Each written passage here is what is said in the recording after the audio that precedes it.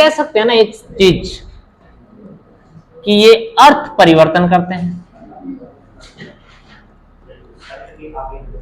ठीक है। एक ये कह सकते हैं कि ये अर्थ की एक नई विशेषता देते हैं, या हम ये कह सकते हैं ये एक अन्य शब्द का निर्माण करते हैं जिसका दोनों से कोई लेना देना नहीं हो। ये उपसर्ग के बारे में हम बात कर सकते हैं ना, क्या करेगा, अर्थ परिवर्तन करेगा, अर्थ की विशेषता देगा और अन्य शब्द देगा जिसका कोई अर्थ नहीं होता है। जैसे एक छोटा सा उदाहरण ले लें, जैसे एक शब्द है शुद्ध। क्या शब्द है? शुद्ध, है ना। अपन ने देखो ये किया दिया कि अपन ने इसके आगे क्या लगाया, अ लगाया, क्या बना? अशुद्ध। अर्थ परिवर्तन हो गया, बिल्कुल विलोम शब्द की तरह। यहाँ पे शुद्ध शब्द था और ये क्या दे दिया, अशुद्ध दे दिया। आगे नहीं बात समझ में। अब वही शब्द अपन ने एक शब्द लिया शुद्ध और इसके आगे अपन लगा दिया विशुद्ध। यहाँ इन्होंने अर्थ परिवर्तन नहीं दिया, अर्थ की एक नई विशेषता बताई, यानी शुद्धता को विशुद्धता की ओर लेके गया। वही बात है, यहाँ पर विलोम की बात हो रही है, यहाँ पर्यायवाची की बात हो रही है, ठीक है ना। अब जैसे एक शब्द अन्य शब्द का अर्थ, जैसे एक शब्द है हार, जिसके दो अर्थ उसी दिन बताए थे आपको। हार का अर्थ एक हार होता है, एक पराजय होता है, ठीक है ना। अपने इसके आगे लगा दिया परी, ठीक है, परी का अर्थ आवरण होता है। लेकिन ये जब शब्द दोनों जोड़ेंगे तो बनेगा परिहार। यहां पर ना हार का अर्थ आ रहा ना परी का अर्थ आ रहा है, एक अन्य ही अर्थ निकाल रहा है, वो निकाल रहा है त्यागना, उपहार, परिहार, इस प्रकार से। तो ये स्वयं का अर्थ नहीं देते हैं इस प्रकार से। तो कहने का मतलब है कि हम इसकी एक परिभाषा बना सकते हैं कि उपसर्ग हम उन शब्दांशों को कहते हैं जो किसी शब्द के आगे लगकर अर्थ परिवर्तन करते हैं, अर्थ की विशेषता बताते हैं या अन्य शब्द देते हैं, उसको हम क्या कहते हैं, उपसर्ग कहते हैं, ठीक है।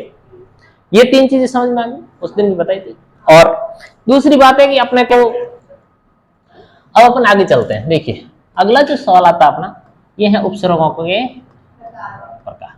अब हम जब प्रकार की बात करते हैं, हमने उसी दिन भी किया था, आज भी करें। उपसर्ग को हमने मोटे रूप से कितने भागों में बांटा? 3 में। कौन से उपसर्ग? पहले तत्सम उपसर्ग, ठीक है, इसको हम संस्कृत उपसर्ग भी कह सकते हैं। दूसरा हम इसको क्या नाम देंगे?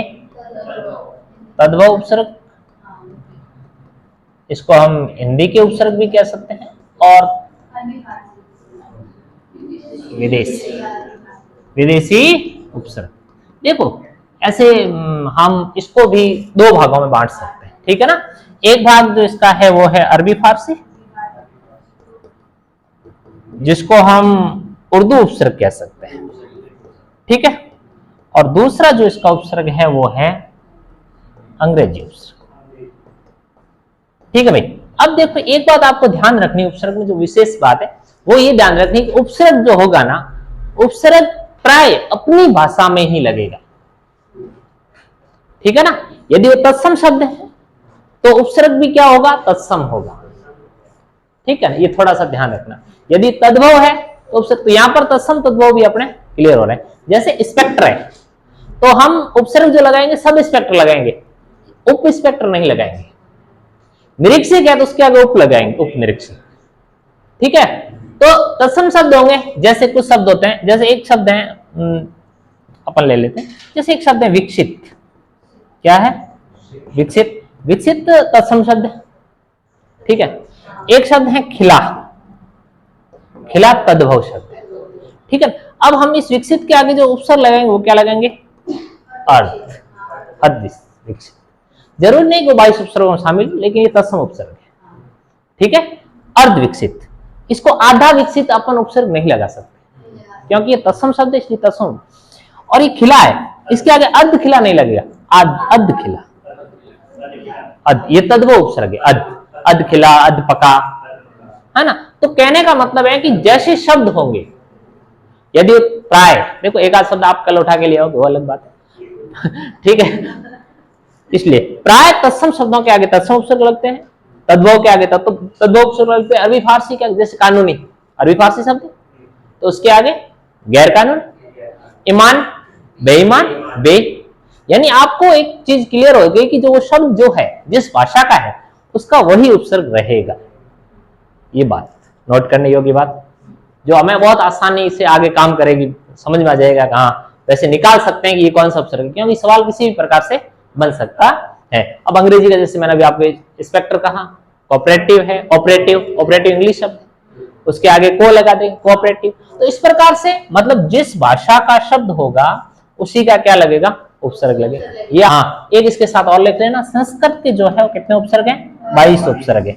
हालांकि ये बातें अपने हो गई थी, थोड़ा सा इसको व्यवस्थित समझाने की कोशिश, ठीक है। नहीं है जैसे इनकी संख्या फिक्स नहीं है, जैसे देखो अपने अंग्रेजी के उपसर्ग 6 माने जाते हैं, ठीक है, लेकिन अमूमन ये पूछते नहीं है, ठीक है, और ना ही कोई 6 का ऐसी काउंटिंग संख्या, एक आध ऊपर नीचे हो सकता है। हिंदी के उपसर्ग को लेकर लगभग 13 की बात हो रही है, कई जगह 11 बता रहे हैं, कोई 10 बता रहा है। अरबी फारसी 19 के आसपास ये उपसर्ग बता रहे हैं, ठीक है, और संस्कृत के उपसर्ग 22 है। ये अमूमन पूछे जाते हैं 22 उपसर्ग, ठीक है ना, अपने ये याद रखना है, ठीक है। हिंदी के क्योंकि अलग अलग है, कुछ शब्द ऐसे जिनको उपसर्ग मानते हैं, कुछ मानते ही नहीं, ठीक है ना। तो हमने इन 22 उपसर्गों को क्या है, हिंदी में स्वीकार किया है। वैसे तो अर्ध है ही संस्कृत का उपसर्ग, अपन लिया ही नहीं, है ना। तो ये इसलिए मुख्य है ना 22 उपसर्ग माने जाते हैं, जिसमें अपन ने हिंदी के अंदर उनको लिया है, ठीक है। पूछते हैं परीक्षा में, एक दो बार पूछा गया, विधि अगली में यदि उन्होंने हिंदी और अरबी फारसी का पूछ लिया तो वो भी आ जाएगी हाईलाइट। और एक चीज और है कि कभी भी ये कोशिश नहीं करें कि हमें स्पेशलिस्ट बनना है, अपना लक्ष्य मिलना चाहिए बस। और आज के जो युग है ना, ये यही कहता है कि लक्ष्य की प्राप्ति होनी चाहिए, बाद में अपने जिस पे काम करना है, पीएचडी कर लेना, भले किसी चीज में आप बढ़िया लगेगा अपने इस पे पीएचडी करनी, कर लेना आराम से, जरूरत है, बहुत सारी चीजें लोग करते हैं। चलो आगे चलें, निर से शुरुआत करते हैं, ठीक है। निर का अर्थ होता है बिना या रहित। अब देखो निकालना वैसे ही है, बिना या रहित होता है, ठीक है। ध्यान रखना, इससे जब शब्द बनेगा ना वो अव्ययभाव होगा। क्या होगा, अव्ययभाव होगा। देखो इससे ये भी पूछा जा सकता है, आपको ध्यान रखना कि तत्सम उपसर्ग है ना, उससे बनने वाला शब्द भी क्या होगा, तत्सम होगा। प्राय क्या होगा, तत्सम।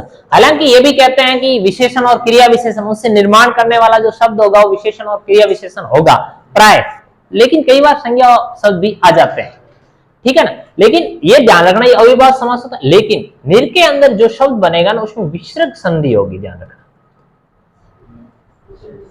ठीक है। निर से बनने वाले सभी उपसर्गों में विसर्ग संधि होगी, ठीक है, ये तय, ठीक है। तो विसर्ग संधि रहेगी वहां पर, तत्सम शब्द होंगे, अविभाव कुछ है, ज्यादातर है ना ये चीजें इफेक्ट करती है।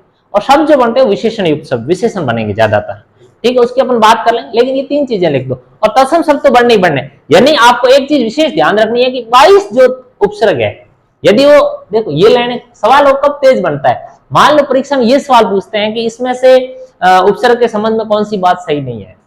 संस्कृत उपसर्गों को तत्सम उपसर्ग कहते हैं, या संस्कृत उपसर्ग या तत्सम उपसर्ग बनने वाले शब्द हो तत्सम शब्द होते हैं, तो वहां पर ये चीजें काम आती है और ऐसे सवाल बनते हैं। आजकल इसमें से कौन सा कथन असत्य है, 3 बातें वो सही लिख देगा, चौथी गलत लिख देगा, ठीक है ना। तो ऐसे शब्द देखो, अब इसमें आपको 3 प्रकार के शब्द मिलेंगे। एक देखो ये जैसे निर लगा हुआ है ना, इसके सामने र को छोड़कर, इसके सामने र को छोड़कर कोई व्यंजन आ जाए, कोई व्यंजन आ जाए, तो ये जो र है ना ये किस में बदलेगा, रेफ र में बदलेगा। समझ गए, र को छोड़ के कोई भी आ जाए तो र।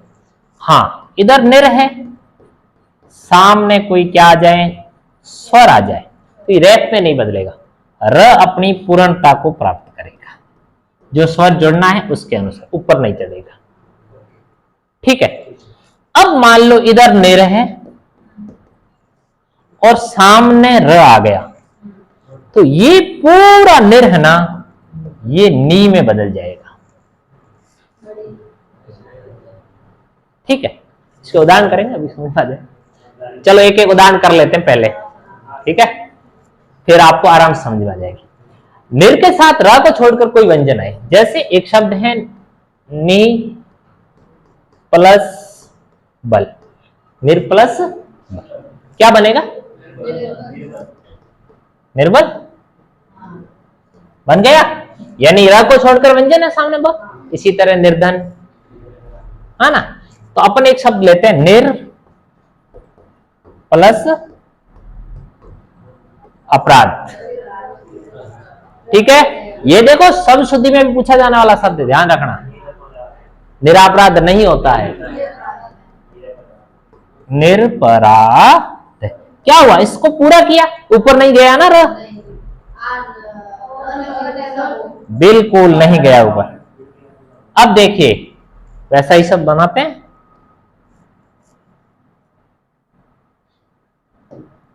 जैसे एक शब्द लिखा अपन ने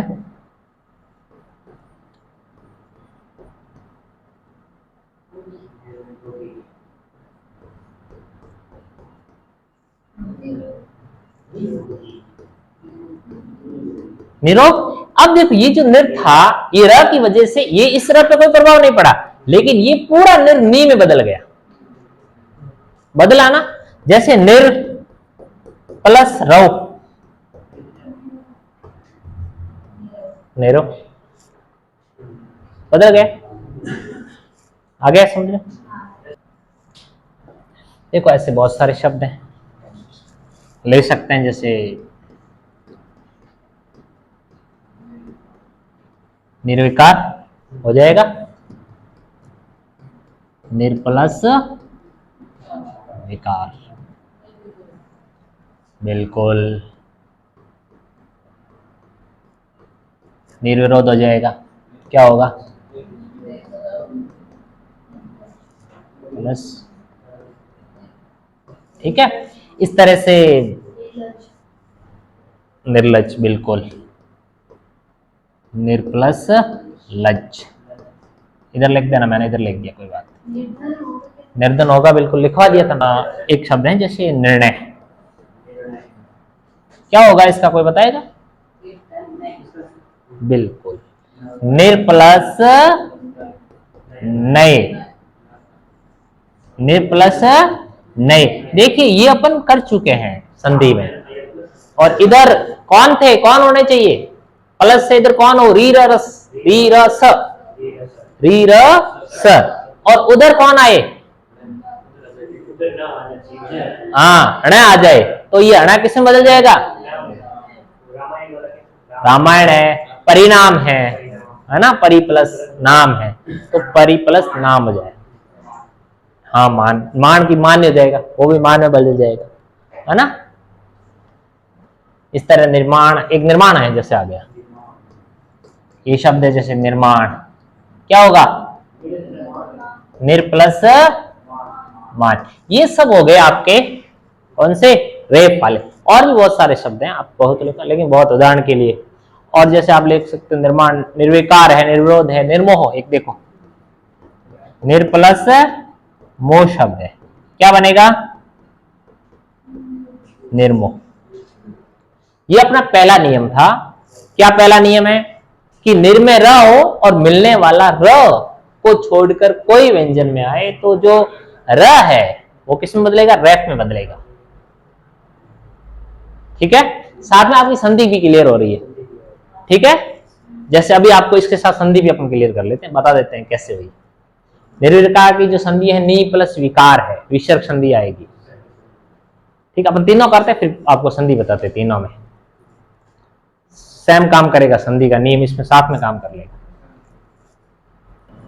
देखो आगे अपन ने बताया था कि मान लो निरुपसर्ग है, ठीक है, और सामने क्या है, कोई भी स्वर है, तो क्या होगा, वो स्वर इस र में की पूर्ति करेगा। जैसे अपन ने निरपराध किया, अमूमन परीक्षा में निरपराध को है वो शब्द शुद्धि में भी पूछा करते हैं, क्योंकि काफी हम बोलने में उसको निरापराध शब्द को प्रयोग करते हैं। एक वैसा का वैसा शब्द और है, कौन सा, जैसे निर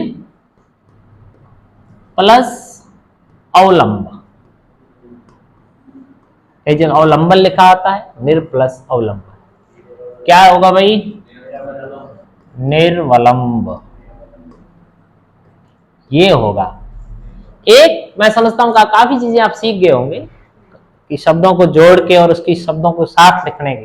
जैसे संधि में भी अपन ने ये काम किया था कि एक अपवाद को छोड़ के, जैसे आप रामायण पे चले जाओगे सर, वहां अपन पीछे भी तो चेंज कर रहे हैं, परिणाम में चले जाओ, वो बात अलग है। अमूमन हम क्या कर रहे थे कि जहां वर्ण जुड़ रहे थे वहीं बात कर रहे थे, बाकी शब्द को वैसे के वैसे लिख रहे थे। तो यहां भी यही बात हो रही कि नी और मतलब पे कोई फर्क नहीं पड़ रहा, यही काम कर रहे हैं, है ना। जैसे जैसा शब्द आएगा, जैसे एक शब्द है निर प्लस आशा, क्या बनेगा? निराशा। यार आ हो जाएगा, कोई समस्या नहीं, ऐसा नहीं ग्रह होता ही नहीं, सामने आशा है, ठीक है। जैसे एक शब्द है निर प्लस आश्रित, हो जाएगा ना निराश्रित। तो इस तरह से कर लेंगे, इसके 2-3 उदाहरण बहुत है, या और करवाइएगा। जैसे एक ये लिख लो आप, निरुद्देश्य हो जाएगा। एक आपके निरुपम होता, लिखो। एक होता है आपके निर प्लस इही, होता ना, निर्ही, बिल्कुल। एक जैसे इसका हो जाएगा निरुद्देश्य। ऊ छोटा ना, तो छोटा ही रखना अपने को। यहां बड़ा है ना, तो बड़ा रखना, निर्ही, री है ना, निर्ही। हाँ बोलो भाई, निर प्लस निरुपम, बिल्कुल। बिना उपमा के बिना निरुपम, है ना। ईश्वर, ईश्वर हमेशा बड़ा होता है, तो निरीश्वर हो जाएगा ये, ठीक है। तो इस तरह से हम बनाएंगे, यहां र नीचे ही रहेगा और स्वर इसकी क्या करेगा? पूर्ति करेगा। देखो अगला जो अपना नियम ये है कि इधर निर उपसर्ग है और सामने र आ गया, क्या आ गया? तो ये जो निर है ना, ये पूरा पूरा किस में बन जाएगा? नी में बदल जाएगा, ठीक है। जैसे निर प्लस रो, निर प्लस रो, निरोग। एक और उदाहरण याद कर लो, रस, निरस। देखो यहां पे एक आप बताओ, मैंने एक बात लिखी थी ऊपर कि एक संधि करता है। कौन संधि करता है? ये विसर्ग संधि, विसर्ग संधि। जब हम इस निर की बात करें, ऐसे 3 शब्द ले लो आप, तीनों ही। जैसे अपन पहले इस निर की बात करें, आपको कहीं भी निरव, निरोग, निरस, निरस ऐसे शब्द दिख जाए, है ना, तो पहले क्या करना है? 2 चीज करनी है आपको, कि पहले इसको उपसर्ग में बदलना है। निर प्लस रव ये बना, ठीक है, ये इसका क्या हुआ? उपसर्ग निकला, ठीक है। और उसके बाद ये जो र है, इसकी जगह क्या लगाना है? विसर्ग लगाना। ये आपकी संधि हो जाएगी। तो इससे एक आपकी चीज क्लियर हो गई होगी कि इधर भले ही नी बड़ा है, यहां नी छोटा ही रहता है, और ये विसर्ग किसके स्थान पे आ रहा है? र के स्थान। ये विसर्ग 3 जगह 3 ही काम करेगा। यदि उसके सामने र है, नियम यही कहता है कि विसर्ग के सामने र है, तो निर विसर्ग किसमें बदल जाएगा? बड़ी नी में बदलेगा, ठीक है। और यहां तक ये नियम इसमें काम आ गया आपके। अब चलो आगे, इस तरह के शब्द हमारे पास आ गए। निरुद्देश्य आ गया, है ना। फिर भी आप क्या करोगे? इसमें से भी आप क्या करोगे? पहले उपसर्ग निकालोगे। जब आपने इसमें से उपसर्ग निकाला तो आपके पास क्या बचा? निर प्लस उद्देश्य, यानी यहां नी है, यहां र है, यहां भी आपको क्या करना है? हाँ, र हटाना है, विसर्ग लगाना। और इसका नियम है, इधर ई या ऊ हो, पीछे विसर्ग लगा हो, सामने कोई भी स्वर आए तो विसर्ग हटकर उसकी जगह किसका आगमन हो जाता है? र का आगमन हो जाता है, आपको याद हो तो है। यही नियम है इसका। यानी एक तरीका है कि आप यहां से विसर्ग हटा सकते हैं। जैसे ये निराशा है, हम इसको जब करेंगे अलग, तो शब्द क्या निकलेगा? सॉरी, निर प्लस आशा। यानी नियम ये कहता है कि र हटाना है, इसकी जगह क्या लगाना है? विसर्ग, ठीक है। इसमें ये नियम काम कर लेगा। निर्णय में करेगा सेम सिस्टम काम, निर्माण में करेगा, निर्विरोध में करेगा, निर प्लस विरोध, निर प्लस विकार में निहि प्लस विकार, र का आगमन होगा। र को छोड़कर कोई भी आए, इधर ई या ऊ हो, सामने र को छोड़कर कोई व्यंजन आए तो र का आगमन होता है। ठीक है, ये है अपने नियम। चलो अब देखो, अब आप एक छोटा सा सवाल करते हैं। एक बात ध्यानपूर्वक सुन ले पहले, सवाल करने से पूर्व, ये कि आपने इस निर उपसर्ग को क्या पूरी तरह से समझ लिया है ना? समझ लिया है। अब मैं यहां आपको 4 शब्द दे रहा हूं और आपको निकालना है कि किसमें निर उपसर्ग नहीं लगा हुआ है। ठीक है, मेरा सवाल यह है कि आपको बताना है और ध्यान से बताना। ठीक है, सवाल यह है कि इसमें से किसमें निर उपसर्ग नहीं। समझ गए ना सवाल? कलर चेंज करूं? ठीक है, उसका पहला शब्द है नीरज।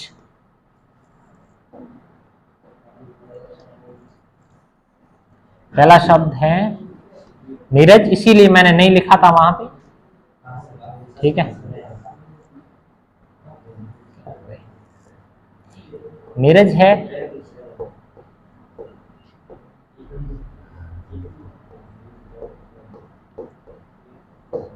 निर्व्यक्तिक है, व्यक्तिक में आपके 2 मात्राएं आएगी ना। अंजन है और एक डी में है आपके। अब आपको ये बताना है कि इसमें से किसमें निर उपसर्ग नहीं लगा हुआ है।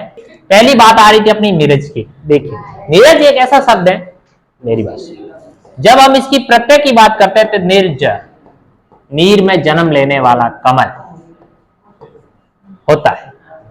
ठीक है, निर प्लस रज भी होता है।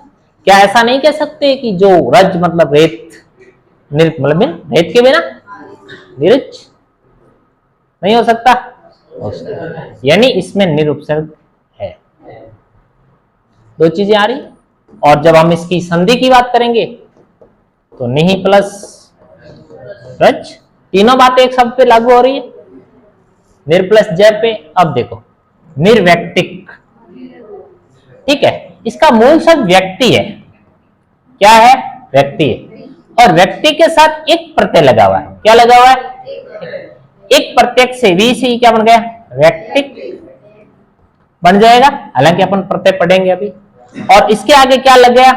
निर, यानी कहने का मतलब है कि र को छोड़कर है व्यंजन है, यानी ये र इसके ऊपर आ जाए। और जैसा ये अपना शब्द है, यानी ये भी उत्तर है और ये भी है। अब बात आती है निरंजन और नैराश्य। निरंजन की बात बाद में करें, उससे पहले नैराश्य की बात करें तो अच्छा रहेगा, है ना? सही रहेगा। शब्द है अपना नैराश्य। ऐसा ही था कुछ। देखो, इसके अंदर जो मूल शब्द है ना वो आशा है। क्या है? आशा। ठीक है, यदि आशा के आगे निर लगेगा क्या होगा? निराशा होगा। किसी भी शब्द के आगे निराशा है और उसके पीछे यह प्रत्यय लगा हुआ है। क्या लगा हुआ है? यह प्रत्यय की विशेषता होती है कि वो शब्द जिससे मिलता है उसको आधा करता है। क्या करता है? यानी यहां पर शय हो गया, आगे नी था। इसकी ये विशेषता होती है कि आगे ई या उ है तो इसको ए में बदल देता है, जैसे ईश्वर का ऐश्वर्य होता है। ऐश्वर्य होता है ना? हाँ बिल्कुल। तो ये क्या हो जाएगा? ने।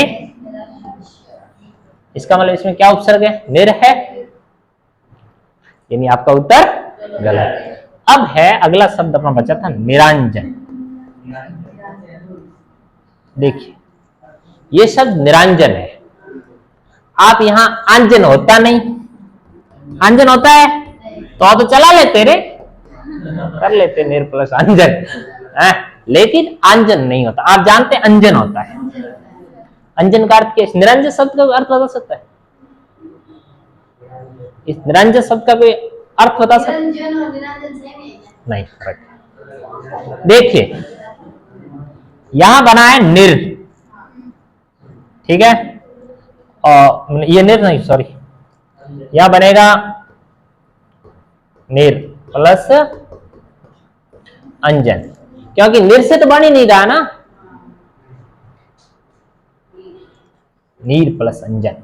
अंजन के दो अर्थ निकलते हैं। अंजन का अर्थ होता है आंखें, ठीक है, नीर का पानी, जिस आंखों में पानी ना हो, बिना पानी, है ना, निरंजन, या जल युक्त आंखें निरंजन हो सकती है, ठीक है। तो निर शब्द क्लियर हुआ? हो गया। यानी कहने का मतलब ये है कि हम जब भी कोई भी उपसर्ग करते हैं तो मूल शब्द भी निकाले, उसमें हो सकता है प्रत्यय जुड़ा हुआ, कुछ शब्द ऐसे होते हैं जिसमें दो या दो से अधिक उपसर्ग भी हो सकते हैं, जिसमें, है ना। एक शब्द है दुर्व्यवहार, जैसे अभी अब बात करूंगा मैं, देखो इसकी जब हम अलग अलग करेंगे तो इसमें देखो सबसे पहले दुर है, फिर वी है, फिर अव है, फिर तो तीन उपसर्ग लगे हुए हैं इसमें, लगे। तो ऐसे सवाल पूछ सकते हैं, दो या दो से अधिक उपसर्ग लगा हुआ शब्द है तो वहां है ना, ऐसे शब्द आएंगे, तो अपने को उसको तोड़ना आना चाहिए सही जगह से, अपने आप हो जाएगा, ठीक। यहां से देखो एक चीज क्लियर होगी ना, यहाँ अपने निर को किया, मुझे लगता है कि निर के साथ अपने तीन चीजें क्लियर की है। आपको है ना यहाँ समास भी क्लियर हो रहा है, अव्ययभाव समास, यानी उपसर्ग लग के शब्द बन रहे हैं, है ना, और एक नन तत्पुरुष भी यहाँ आ रहा है, ठीक है ना। और उसके साथ देखो अपना चेंज क्या हो रही है, संधि क्लियर हो रही है ना। आपको ये चीज समझ नहीं होगी, शब्दों को जो जो शब्द लिखा है इनको आप तोड़ोगे, ठीक है ना, खुद, कि कैसे इसके अंदर विसर्ग संधि हो रही है, जो विसर्ग संधि अपन करके आएगी उसके तीनों नियम यहाँ याद हो रहे हैं और ये आपस में जुड़े हुए हैं। दूसरी बात एक चीज और, कि यहाँ जो 22 शब्द अपन करेंगे उसके साथ आप क्लियर कर लेंगे, वो अधिकतर मतलब अधिकतर प्राय 99% तक कौन से शब्द आएंगे, तत्सम शब्द आएंगे। यानी यहाँ पर आपका तत्सम और तद्भव क्लियर हो रहा है, तत्सम तद्भव क्लियर हो रहा है, समास क्लियर हो रहे हैं, संधि साथ में क्लियर हो रही है, ठीक है, और शब्द शुद्धि भी क्लियर हो रही है। निरपराध शब्द आपको लिखना आ गया, निरवलंब शब्द आपको लिखना आ गया, जो अमूल परीक्षा में पूछते हैं। इसके बाद निरव निरज भी पूछा करते हैं, ठीक है। आगे अपन दुरात्मा की बात करेंगे, है ना, उसमें कैसे है, दुष्ट की बात करेंगे, निष्ठ की बात करेंगे, क्योंकि उसमें स तो एक ही आ रहा है लेकिन वो शब्द बनने वाले तीन बनते हैं। निष्काम में वो स चेंज होता है लेकिन वह काम सेम संधि वाला ही करता है, थोड़ा सा फर्क है। वो क्या, वो काम है विसर्ग हटके स वही आएगा, ठीक है, वहां विसर्ग आता है और यहां स आता है, यानी विसर्ग की जगह एक ही स काम कर रहा है, तो ये बात है।